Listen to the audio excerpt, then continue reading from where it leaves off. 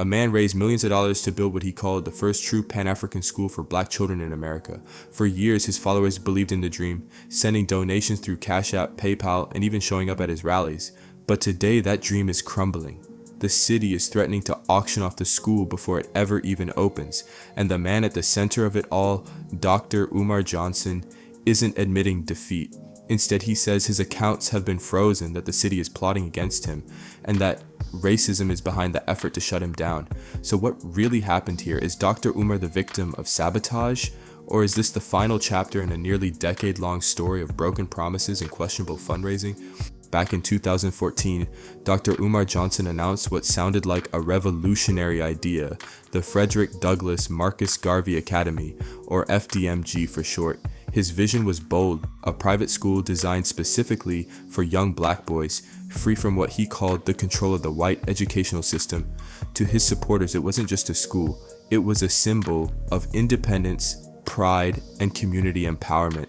He painted a picture of a place where black children could learn their history, their culture, and their worth, while also mastering math, science, and business. To many in the community, that sounded like a dream worth fighting for. And when Johnson began calling for donations, people answered. They sent money through Cash App and PayPal, mailed checks, and even handed him cash at speaking engagements. He promised that the funds would all go toward making FDMG a reality.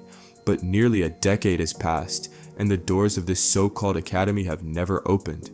Instead, the building Johnson purchased, an abandoned school property in Wilmington, Delaware, has remained a boarded-up shell. Year after year, supporters have asked when classes would begin, and year after year, Johnson gave new deadlines and fresh promises that always seemed to slip away. For critics, the unanswered question was simple: where did all the money go? For loyal supporters, the explanation was just as simple: the dream is still alive. But as time dragged on, the cracks in that dream became harder and harder to ignore.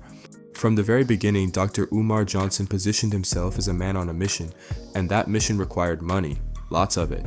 He told his supporters that every dollar would go toward the restoration of the FDMG campus, but the way he collected funds raised just as many questions as it did hopes. Rather than building trust through traditional nonprofit channels with clear accounting, Johnson leaned heavily on direct donations, Cash App, PayPal, Venmo, even money orders sent through the mail. He would flash his handles during live streams, reminding his audience that it was their responsibility to save the future of black boys by funding his vision.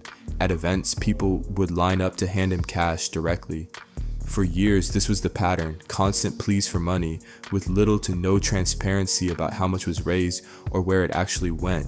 Supporters saw it as a grassroots movement, a community taking control of its own destiny. But critics saw something else entirely: a man who turned fundraising into a lifestyle. The donations, they argued, never seemed to translate into visible progress on the academy. Instead, they went into a black hole, with Johnson reappearing on camera to ask for even more. What really fueled the fire were the receipts, or lack thereof. Johnson rarely provided detailed updates on the school's renovation, and when pressed, he would say the process was slower than expected due to city regulations, racism, or haters trying to sabotage him. Meanwhile, year after year, the building remained untouched, with broken windows, peeling paint, and no sign of students or staff. And then came the most shocking revelation of all: despite nearly a decade of donations, the school was in danger of being taken away completely. By the summer of 2023, the situation surrounding the FDMG Academy reached a breaking point. The city of Wilmington, Delaware, had run out of patience. Officials announced that the property Johnson had been holding onto for years, the abandoned school he purchased with donated funds, was now on the verge of being auctioned off. The reason? More than $75,000 in unpaid vacant property registration fees and outstanding utilities. These weren't just bills that slipped through the cracks for a couple of months. They represented years of neglect, fees piling up year after year as the building sat empty. Johnson took to the internet in outrage, claiming he had been blindsided by the news. According to him, the city had failed to notify him through email, phone, or even a letter. Instead, he said the only warning came in the form of a notice taped to the school's front doors. A notice he alleged was quickly stolen and circulated online by his haters. To his critics, this was another excuse in a long line of excuses. They pointed out that property taxes and registration fees don't just appear overnight. They accumulate when someone simply doesn't pay. To them, this wasn't sabotage by the city, but a sign that Johnson had ignored his basic responsibilities for years. Still, for Johnson's most loyal supporters, the story played differently. They saw a leader under attack, a man trying to build something for his community, being crushed by a system that never wanted him to succeed. And Johnson himself leaned heavily into that narrative, insisting that the school was being targeted not because of unpaid bills, but because powerful forces wanted to destroy his mission. But instead of calming fears, the way he explained the crisis only added more confusion and revealed new contradictions. When faced with the city's auction notice, Dr. Umar Johnson didn't admit fault. Instead, he launched into a new explanation, one that turned the situation into a battle of good versus evil. In a now deleted video shared online, Johnson claimed the school was in danger not because of unpaid bills, but because of deliberate sabotage. He told his followers that both his personal and academy bank accounts had been frozen just weeks before the city's auction notice. To him, this was no coincidence. It was all part of a coordinated effort to destroy his vision. He went further, alleging that for 4 months he had been asking the city to apply a non-profit waiver that would have wiped out the debt entirely. According to Johnson, city officials ignored his calls and emails, refusing to give him the break he was entitled to. And just as the waiver was supposedly being considered, the city suddenly announced the auction. To Johnson, that timing wasn't accidental. It was proof that he was being targeted. He also pointed to another detail. The vacant property registration fee was scheduled to jump from $5,000 to $12,000 per year. Johnson framed this as yet another example of discriminatory treatment designed to make it impossible for him to ever catch up. But instead of simply fighting behind closed doors, Johnson turned the crisis into a rallying cry. He accused the city of Wilmington of racism and urged his supporters to join him in protest, demanding that they march on City Hall to defend the academy. To his most loyal followers, it was the perfect explanation. The school wasn't failing because of him. It was failing because the system was doing everything it could to tear him down. But to his critics, it was the same old pattern: excuses, conspiracies, and a refusal to take responsibility. And the contradictions in his story were only about to get deeper. After news of the auction broke, Dr. Umar Johnson doubled down. He told his followers that the only way to save the FDMG Academy was through them. He urged supporters to send money directly through PayPal, Cash App, and Venmo, claiming these donations would go toward clearing the school's debts. For Johnson, the crisis became yet another fundraising campaign, and for his critics, that was the most telling part of all. But the centerpiece of his defense wasn't just the plea for donations, it was his insistence that his bank accounts had been frozen. Johnson said both his personal and business accounts were locked, leaving him unable to pay the fees that threatened the school. He blamed fraud, haters, and systemic racism. To his audience, this became the rallying cry: the Prince of Pan-Africanism is being silenced, and he needs us to fight back. The problem? Financial experts quickly pointed out that Johnson's explanation didn't add up. In cases of fraud, banks don't freeze accounts indefinitely. They investigate, flag suspicious transactions, and often provide provisional credits while resolving the issue. Freezing entire accounts, both personal and business, was far more consistent with court action, judgments, garnishments, or outstanding debts.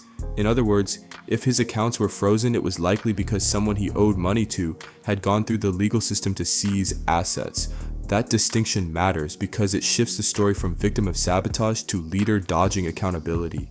And to many, Johnson's narrative looked less like a conspiracy and more like a cover. Still, Johnson wasn't backing down. He announced plans to sue the city of Wilmington for discrimination and called for a protest march on City Hall. He insisted that no amount of sabotage, racism, or systemic oppression would stop him from opening the academy. But behind the bold words, the cracks were showing. Donations were slowing, supporters were asking harder questions, and the building itself remained empty. The more Johnson spoke, the less convincing his story became. And that's where the bigger lesson starts to emerge. At its core, the saga of Dr. Umar Johnson and the FDMG Academy is about more than unpaid bills or conspiracy theories. It's about accountability and what happens when a movement is built on promises without structure. For years, Johnson positioned himself as a savior of the black community, a man willing to challenge systemic oppression and build something historic from the ground up. But the reality is far less inspiring. The school remains a hollow shell with no students, no teachers, and no progress beyond crumbling walls. Meanwhile, the donations kept flowing, and Johnson's lifestyle didn't seem to suffer. Critics argue that the funds meant to restore the academy instead financed his personal expenses, leaving supporters with nothing to show for their loyalty. This is what some call the socialist cycle. Leaders who preach community and collective progress, but who fail when it comes to managing resources responsibly. It's a cycle of grand speeches, endless excuses, and perpetual victimhood until the money runs out. The irony is hard to miss. Over a century ago, Booker T. Washington built the Tuskegee Institute from almost nothing. Brick by brick, with fewer resources and far more obstacles, he created a legacy that still stands today. Umar Johnson, with millions in donations and nearly a decade of time, has yet to install a single functioning classroom. The lesson is simple: you cannot build anything meaningful without discipline, transparency, and stewardship. A leader who refuses to accept responsibility will always find someone else to blame: the city, the haters, the system. But in the end, the results speak louder than the excuses. And for Umar Johnson, the results are undeniable. After years of speeches and fundraising drives, the so-called academy is still just an empty building. But as damaging as this looks for Umar, the impact on his image may be even worse. For nearly a decade, Dr. Umar Johnson thrived on image. He branded himself as the Prince of Pan-Africanism, a fearless voice against systemic oppression, a man destined to carve out a new future for black children. That image made him larger than life, the kind of figure people would hand money to without ever asking for receipts. But today, that carefully crafted image is collapsing. The FDMG Academy, once presented as a beacon of hope, is now little more than an abandoned property on the city's chopping block. The longer the building sits empty, the harder it becomes for supporters to defend him. The haters Johnson often blames no longer need to speak. The evidence speaks for itself, and his fundraising appeals, once powerful, are losing their pull. Where followers used to rush to donate, more and more are questioning where the money has gone. Online chatter shows a growing divide. Some still see him as a victim of sabotage, while others are convinced the entire project was a scam from the start. Even his most loyal supporters are beginning to feel fatigue. Nearly 10 years of promises have produced nothing but livestream rants, donation drives, and conspiracy theories. At some point, people want results, and without results, the Prince of Pan-Africanism risks being remembered not as a visionary leader, but as what critics have dubbed him all along, the Prince of Panhandling. It's a fall from grace that seems almost inevitable. And now, it leaves one final question hanging in the air. Is this the end of Umar Johnson's dream, or just the latest twist in a controversy that refuses to die? The story of Dr. Umar Johnson and the FDMG Academy isn't just about one man, one building, or even one community. It's about what happens when hope collides with reality. For nearly a decade, Johnson inspired thousands with his vision of an independent school, one that would empower black children and challenge the status quo. But vision without accountability can only last so long. Today, the FDMG Academy stands as a shell, a symbol of promises unfulfilled. Whether you believe Johnson is a victim of systemic sabotage or a man who mismanaged his supporters' trust, the outcome is the same. The children he claimed to fight for are still without the school he promised them. And the bigger lesson is clear: leadership without transparency leads to collapse. When a movement is built on personality rather than results, it eventually crumbles under the weight of its own contradictions. So the question isn't just whether Umar Johnson's school will survive. The real question is whether his supporters will continue to believe, or whether this chapter marks the end of one of the most controversial fundraising sagas in modern black activism. Because at the end of the day, you can't build a future on excuses. You can't build a future on conspiracy theories, and you definitely can't build a school without accountability.